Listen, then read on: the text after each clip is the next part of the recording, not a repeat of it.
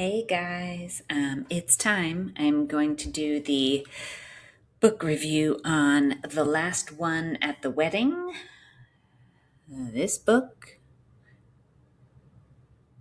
I started reading it, the actual book, and then I got busy and I had to then listen to it. And apparently, you can listen to audiobooks on Spotify. I don't know how long this has been a thing, but I am just now figuring it out. And you can even, if you have the book and Spotify, you can take a picture of the page you're on, and Spotify will continue from there. It's pretty cool.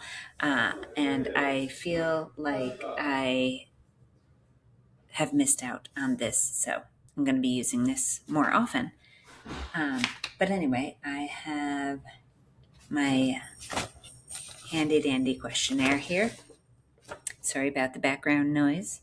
So I gave it 5 stars because this is my jam. Kind of a, like, I don't want to say murder mystery, but a missing person mystery kind of thing. So it's by Jason Rekulak, and I'm sorry if I pronounced that wrong. I am not good at pronunciations. I would say it's a mystery, thriller, suspense, psychological suspense kind of, and it pulls you in and drags you, tortures you the whole time. Anyway, so it was one of the offerings of the book club, but we ended up picking Kin. And I read Kin, and it was okay. It's not my jam. This was my jam. I would have loved to have read this for book club. We're meeting this Thursday, and I'm totally going to make fun of everyone for not picking this one, but that's okay. Even myself, because I don't usually force a pick on someone, so I guess I could have, but that's not my jam. So I had said in my last book review that I was going to do some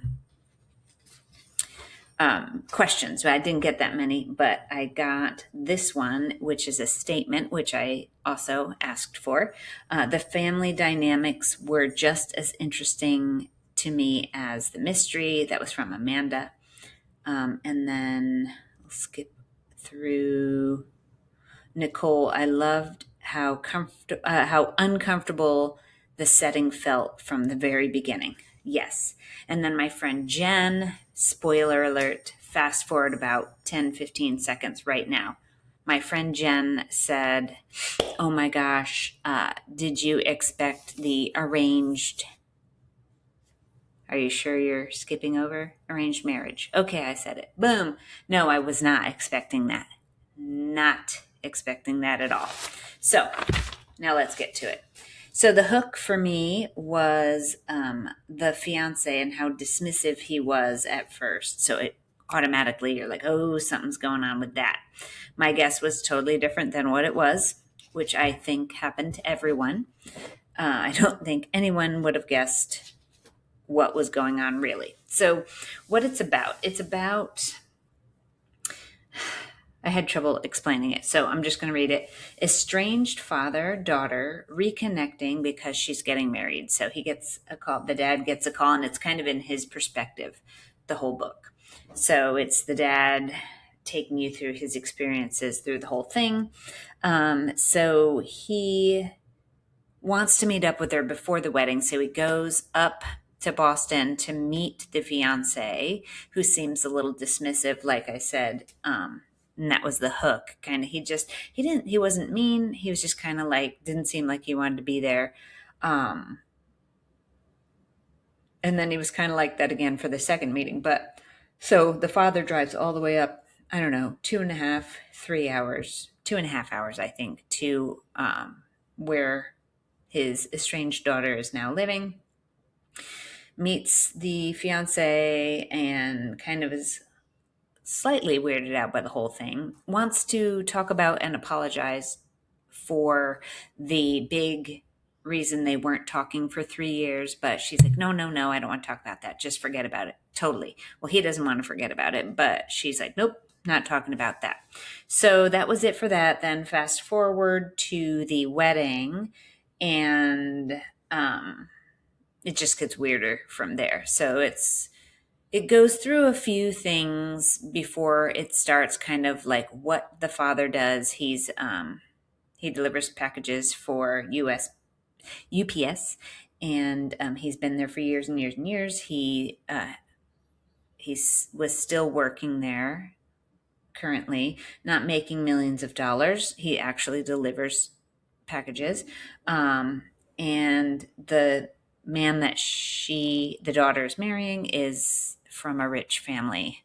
I guess sort of like a Elon Musk type of guy. Created some battery for a car, I think, actually.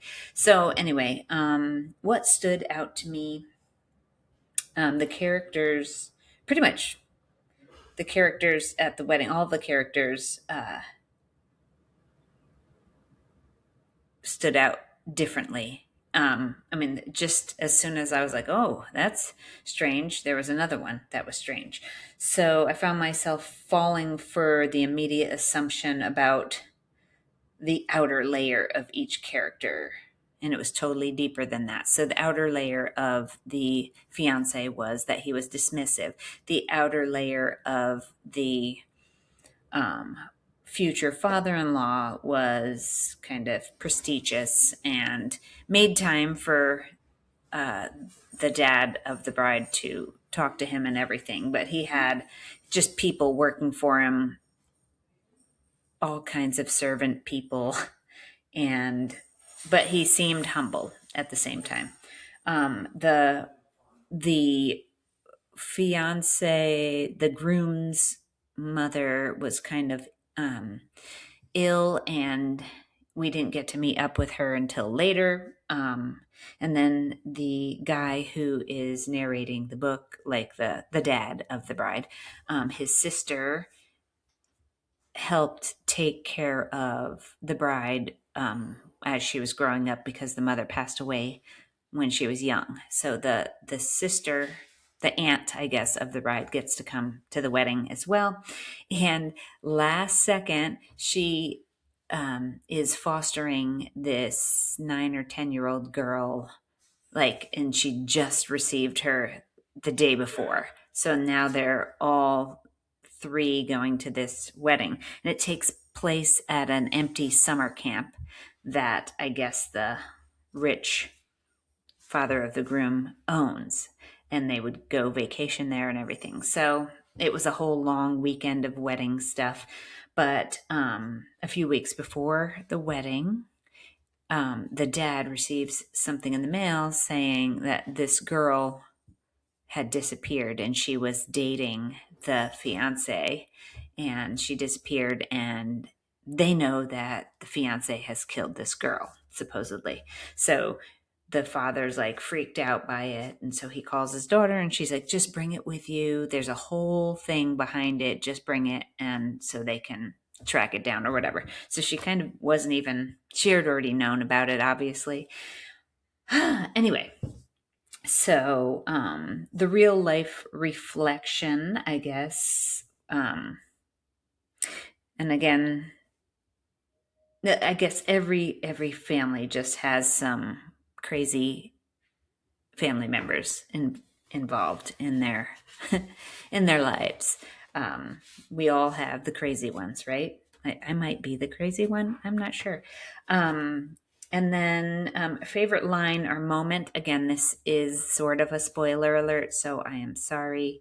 But fast forward, I don't know, fast forward about 30 seconds maybe. Ooh. So the real life, no, I'm sorry, I put it in the wrong spot. My favorite line or moment was when the father goes looking for the daughter, and I can't remember, it was on the night before, like the rehearsal dinner, after the rehearsal dinner, or if it was the morning of, but I feel like it was dark. So I feel like it was the evening before. After the rehearsal dinner, later in the evening, he goes looking for the daughter and finds her in a very, and I won't say what it is in case you're back and you didn't fast forward or whatever, but he finds his daughter in a very awkward position, not with the fiance, but I won't tell you who it was with. So that's kind of what that was all about. I'm trying to think. Let me see. I got so many things written down that I wanted to talk about. I loved the characters, all of them, even the weird ones. The little girl was hilarious. This foster girl who just was so curious and outgoing, and I wouldn't, maybe not confident isn't the word, but just not shy and just very curious about everything. And she wanted to go do all the things. And she got invited to be the flower girl because the flower girl was sick. And she loved it. But she had lice, which was a little additive that I don't know if we needed to know. The daughter herself, as you go through the book, it ends up having many, many deeper layers than as the book goes on. A little layer gets peeled off kind of as you get in. So that was really cool. Another character was the rich father-in-law who seemed like one of the guys and just a little hoity-toity, but very welcoming to everyone. You know, sales guy, very like, hey, we've known each other for years, but you just met him, so just brings you in. And but don't piss him off because you could get into some big trouble. Okay. Awkward moments were awesome. There was a lot of like the dad with his insistence on figuring out if this is the truth or not, gets himself into some pretty funny situations and conversations, which is great. The pacing was great. It was fast, but it led you. It was a slow burn, but it was fast paced, if that makes sense. So all at once. So you're like, oh my God. And so you're reading fast and they're torturing you with the big reveal, but adding all these other little side things going on. The plot twists, the mother-in-law to be that we didn't see, and she was so sick or had these migraines or whatever was going on. But the dad, again, the one who's seeking the truth on what all these secrets were, he like steals the groom to be's phone and sneaks up to go see, because everything is the key is on your phone, like the future, I guess, like now, if you have that. I have one for my car on my phone.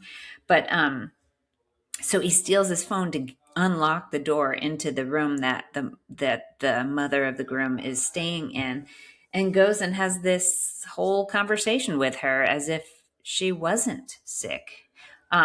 She did have some issues, but not what you think. Not what they said she had, I guess. So that's what happened there. Let's see. There the bride goes up to, I said that, the daughter and the father-in-law situation, that was a surprise. You'll figure it out. And I thought the groom, like all the things that were going on, I thought the groom was being forced to marry this girl because of a different reason, which I thought because he was gay and being a rich, in the limelight family, like the dad was embarrassed or something. Nope. That's not what it was at all.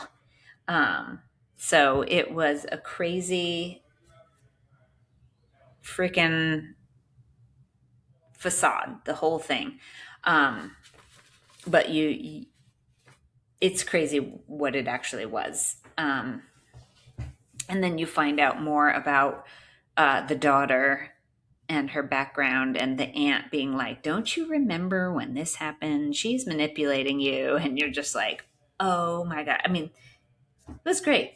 It was an awesome book. So who this book is for. So this book, if you love slow burn books, tension, family secrets that are really layered, you'll love this book. If you're into suspense that builds steadily, this is your book. And if you've ever wondered how well you really know people or felt out of place in the world of wealth and privilege, this could be your book as well. Final take. This book lays out an unsettling mystery wrapped in family drama and social intrigue that keeps you turning pages because you know something just isn't right. So that's my take. I hope you liked it, and I hope you go grab a copy. Thank you for the commenters, most of whom were at another book club, and then my friend, and also Facebook. So that is it, and I hope you have a great day. And what am I reading next? I'm gonna read. Oh, I'm listening now to. It was recommended by my friend Mandy Murray. It is the Calamity Club, I think. Yeah, the Calamity Club. I don't want to. It's going to go on, isn't it? No, it's not.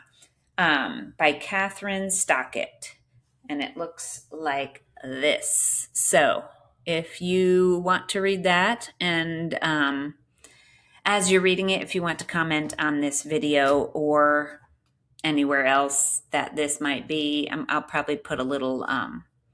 You might see a little portion of this on Facebook or something. So wherever you're seeing this, if you want to join in, let me know.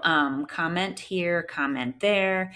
You can contact me on rachel-lee-moore.com or look Rachel Lee Moore on Instagram. I'm there. You can message me there or wherever and join in. So I hope to chat with you. See ya.